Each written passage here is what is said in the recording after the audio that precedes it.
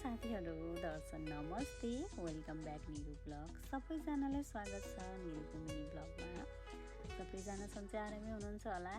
आज चाहिँ मेरो डे अफ रहेको थियो। बिहानदेखि चाहिँ मेरो प्लानिङ थियो म चाहिँ आज डुल्नु जानु पर्यो बाहिर भनेर। आज चाहिँ म दुईटाले बस चढेर जान आँटेको है। अनि घुम्नु पर्यो के कस्तो रहेछ मौसम बाहिरको हेर्नु पर्यो नि त। हप्ताको एक दिन हो बाहिर जाने, त्यही पनि निस्किँदा काम सक्दा हेर्नुहोस् आजको 5 बजिसक्यो। हेर्नुहोस् गर्मी त खासै रहेन रहेछ, बाहिर निस्केको गर्मी छैन। ठिकै छ, यतिको मौसममा चाहिँ बाहिर हिँड्न सकिन्छ। अब त्यही त हो, काम गर्दा गर्दै अनि काम नै सक्न ढिला हुने क्या। अब नुहाइधुई सरसफाइ गर्नु पर्यो, खाना पकाउनु पर्यो भोलि पर्सिको लागि।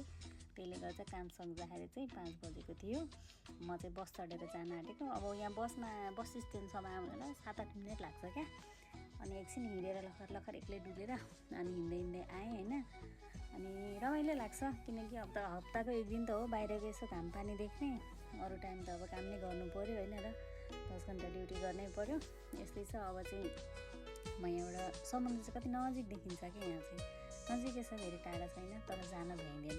जम्मा 10 मिनट छ यहाँबाट लाग्छ, त्यही पनि जान भ्याइँदैन।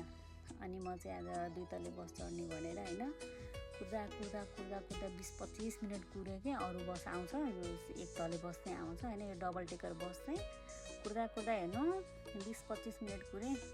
अनि त्यसपछि बल्ल आइपुग्यो। अनि यसलाई कम्ती झ्याम लाग्दैन बस कुर्न त, नेपालमा जत्तिकै हुँदो रहेछ। बस कुर्न चाहिँ 20-25 मिनट कुर्नै पर्ने कि यो 2 तले बस चढ्नुलाई। यहाँ अगाडि बस चाहिँ कति छन् हेर्नु न। यिनी बसमा चाहिँ किन हिँड्नु, आज चाहिँ डबल टेकरमै कुदौ भनेर चाहिँ हिँडेको। कम्ती टाइम लागेन नि बस कुर्नलाई, 20-25 मिनट भनेको थोरै हो त नि, थोरै कुरिन। अनि आएँ 2 तले बस चाहिँ होइन। अनि यहाँ चाहिँ फेरि थोरै भिड हुँदैन यो बसमा पनि। अब लाइन लागेर चाहिँ टिकट लिन पनि पुरै लाइन लाग्नु पर्ने क्या, भिड हुन्छ नि। म फेरि माथि सिट प्याक हुन्छ कि भन्ने त्यो कम्ती तनावमा थिएन कि माथि बस्नुलाई। मलाई फेरि माथि बसेर जान मन लाग्छ कि। हुन त त्यो नेपालको त्यो के अरे, नेपाल भन्दा नि अब त्यो झुला हुँदैन, ठुलो झुला हो, त्यही के भन्छ त्यसलाई, त्यो पिङ के रोटे पिङ जस्तै झुलाउँछ। फेरि माथि बसेपछि रिङ्गाटा चल्छ चल्नलाई। मलाई चाहिँ रिङ्गाटा चल्छ, अरूलाई चाहिँ त्यस्तो हुन्छ कि हुँदैन थाहा छैन होइन। अब यहाँ चाहिँ टिकट लिएर म चाहिँ अनि माथि जान यति हतार गरेको कि अरू गएर बसिदिन्छ अगाडिको सिटमा भनेर, आफूलाई चाहिँ हतार कुदेको। माथि जाँदा सब प्याक के। फेरि हेर्नु, फेरि तल झर्न आँटेको थिएँ, यसो हेरेको चाहिँ फेरि अगाडिपट्टि चाहिँ देखेँ। अनि 2टा सिट चाहिँ खाली रहेछ, त्यहाँ गएर बसेँ। अब माथि बसेपछि बाहिरको नजारा हेर्न त अनि छुट्टै आनन्द लाग्छ नि त।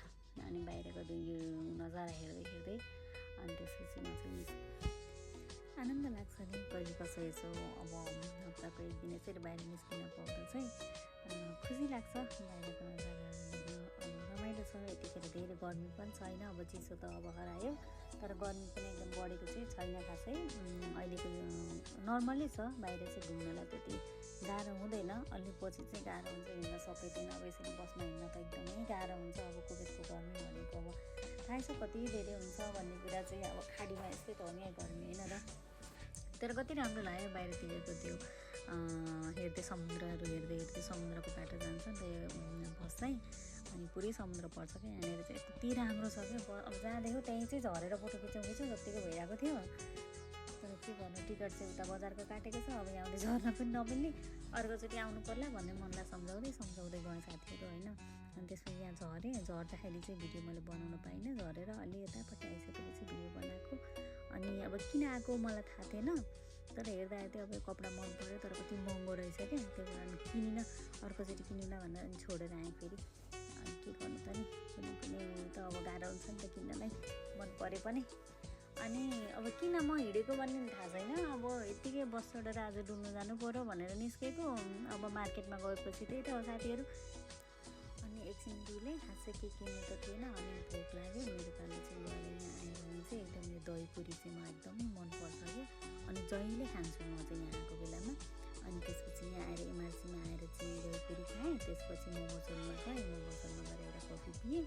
त्यसपछि म फर्केँ घर।